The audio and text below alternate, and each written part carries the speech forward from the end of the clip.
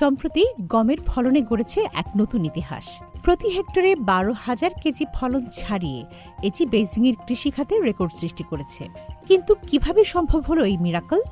উত্তর লুকিয়ে আছে এদের বিশেষ ক্লোজড লুপ বা চক্রাকার মডেলে। চীনের রাজধানী বেইজিংয়ের গ্রামীণ প্রান্তে গড়ে উঠেছে এক অনুকরণীয় কৃষি মডেল, যেখানে ফসল, গবাদি পশু ও মাটির মধ্যে গড়ে তোলা হয়েছে একটি কার্যকর ও টেকসই চক্র। আজ শুনব ফাংশন জেলার তৌতিয়ান গ্রামের সেই সবুজ কৃষি চক্রের গল্প, যা একদিকে রেকর্ড ফলন নিশ্চিত করছে, অন্যদিকে উন্নত করছে স্থানীয় মানুষের জীবনযাত্রা।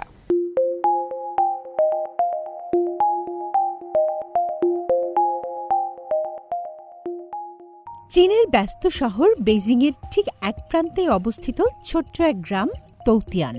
এই গ্রামের এই সবুজ কৃষিচক্র সম্প্রতি গমের ফলনে গড়েছে এক নতুন ইতিহাস।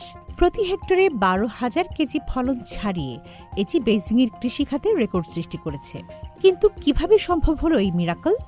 উত্তর লুকিয়ে আছে এদের বিশেষ ক্লোজড লুপ বা চক্রাকার মডেলে। আমাদের গরুগুলো রুটি খায়। এই রুটি আসলে আমাদের মাঠের খড়কুটো। আমরা প্রধানত অ্যাঙ্কাস বা লিমুজিন জাতের গরু লালন পালন করি। মাঠের ফসল প্রাণীদের খাদ্য যোগায়, যা আমাদের মাংসের গুণগত মান ও নিরাপত্তা নিশ্চিত করে। চক্রটি এখানেই শেষ নয়। গবাদি পশুর বর্জ্য বা গোবর এখানে আবর্জনা নয়, বরং অমূল্য সম্পদ। একটি বিশেষ জৈব বিছানা প্রক্রিয়ায় প্রায় 25 দিন ধরে কম্পোস্টিং ও গাঁজন শেষে তৈরি হয় উন্নতমানের জৈব সার, যা পুনরায় ফিরে যায় ফসলের মাঠে। আপনারা দেখতেই পাচ্ছেন ফসলটি কতটা সতেজ ও শক্তিশালী, কারণ এই মাটিতে জৈব পদার্থের পরিমাণ অনেক বেশি। চক্রাকার এই পুষ্টি মাটির উর্বরতাকে নতুন উচ্চতায় নিয়ে গেছে। এই টেকসই ব্যবস্থা কেবল পরিবেশ বাঁচাচ্ছে না, বদলে দিচ্ছে অর্থনীতিকেও। গত বছর 3,000 গবাদি পশু বিক্রি করে এই খামারটি মোটা অঙ্কের মুনাফা করেছে।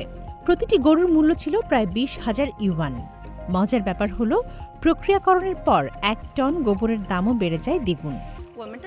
আমাদের কোম্পানি উৎপাদন থেকে বাজারজাতকরণ পুরো প্রক্রিয়াটি নিজেরাই পরিচালনা করে। এটি একটি সমন্বিত চেইন, যার ফলে কোনো অপচয় হয় না। খামারের অর্ধেকেরও বেশি কর্মী এই তৌতিয়ান গ্রামেরই মানুষ। ফলে ঘরোয়া কর্মসংস্থানের পাশাপাশি উন্নত হচ্ছে জীবনযাত্রা। তৌতিয়ানের এই কৃষি মডেল আজ সারা বিশ্বের জন্য এক উদাহরণ, যেখানে সমৃদ্ধি আর প্রকৃতি হাত ধরাধরি করে চলে। তামান্না জেনিফার, সিএমজি বাংলা।